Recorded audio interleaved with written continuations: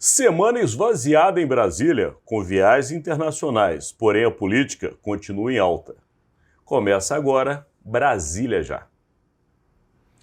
Bom dia, Rodolfo. Tudo bem, Alexandre, amigas, amigos? Iniciando mais uma semana aí, que aqui em Brasília, para vocês que estão aí do outro lado, saibam, vai ser uma semana que a gente chama de esvaziada.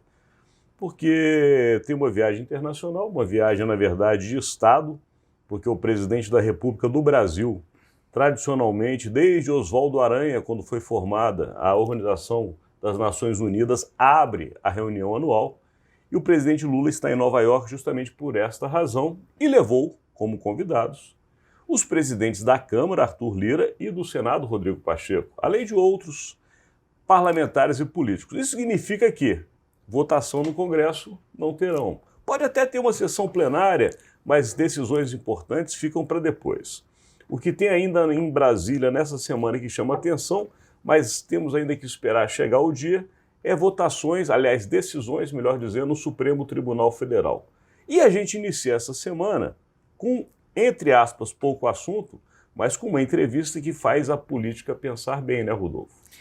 Pois é, né? Nesse meio tempo, o presidente da Câmara, Arthur Lira, deu uma entrevista para a Folha de São Paulo que é bem interessante ser lida para entender como é que se dá esse jogo da política. Porque nessa entrevista ele admite mesmo todos aqueles acordos que foram feitos para trazer o PP para a base do governo. Então, os ministérios, o Ministério do Esporte que já recebeu, segundo ele, o acordo realmente feito entrega toda a Caixa Econômica, com todas as suas diretorias para o PP, ele espera isso. Lembrando apenas que, segundo as informações que a gente teve em Brasília, a resistência vinha do próprio PT para especificamente duas dessas diretorias, que é justamente a de habitação, do Minha Casa Minha Vida, e de financiamento.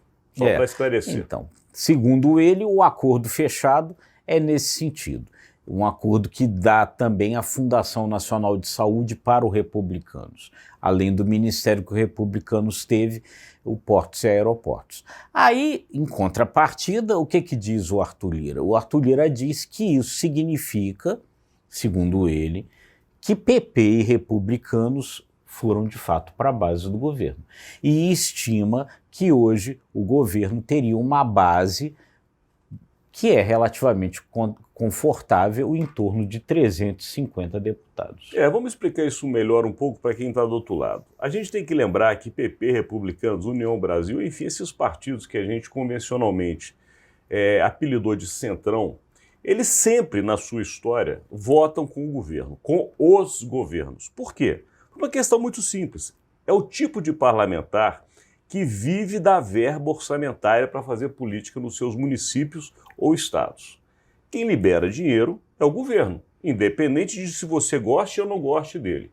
O deputado e também, às vezes, o senador, para ter a condição de ter a sua verba liberada, porque está lá marcada, mas quem libera é o governo, ele precisa fazer um afago, e o afago é a votação. Portanto, parte dessa base já votava. O que fica claro agora é que ela é, de fato, segundo Arthur Lira, base do governo. Agora, na hora da votação que a gente vai saber, né?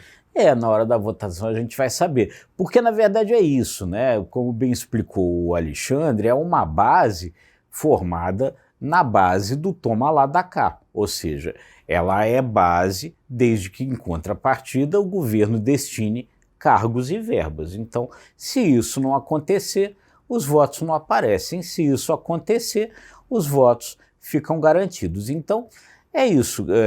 Esses partidos passam para a base, segundo o Arthur Lira, não é a bancada inteira, mas aí ele diz, não tem nenhum partido lá cuja bancada vota sempre fechada com o governo, então não é a base inteira, mas o PP, republicanos, passam para a base, segundo ele, e segundo ele, inclusive, parte do PL, que é o partido do ex-presidente Jair Bolsonaro, hoje também já estaria aí bem acertadinho com o governo Lula. Tem uma brincadeira aqui em Brasília, Rodolfo, que diz o seguinte, que ao invés de fidelidade partidária, o deputado tem a fidelidade orçamentária. Se o dinheiro vier, está tudo certo. É isso mesmo. É isso. Então, quer dizer, fica tudo azeitado dentro dessas circunstâncias, goste-se ou não, é o dinheiro que move, no momento em que surge aí um novo, talvez, escândalo do orçamento envolvendo recursos aí do Ministério da Defesa, coisa que a gente ainda vai ter que ver até onde vai. A semana está só iniciando, mas para vocês entenderem, uma semana em Brasília aparentemente sem votações não significa uma semana fraca de muitas articulações. E é em cima disso que a gente vai ficar atento toda essa semana para levar para você diariamente a informação e o bastidor do poder. É isso aí, gente.